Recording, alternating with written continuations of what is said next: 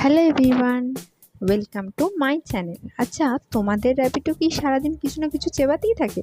না না, এটা কোনো ভয়ের কারণ না।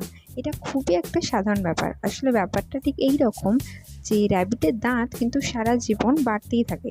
তাই তাদের দাঁত যাতে ক্ষয় হয় আর ঠিক থাকে, তাই তাদের চেবানোটা কিন্তু খুবই নেসেসারি একটা বিষয়।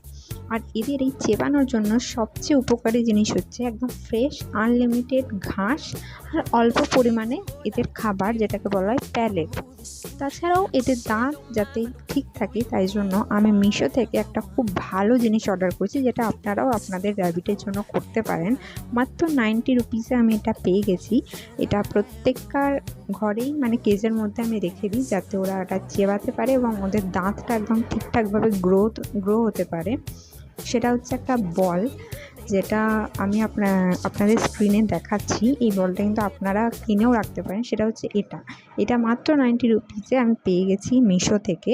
আর এটাতে কিন্তু ওদের দাঁত আর হেলথ দুটোই খুব ভালো থাকে।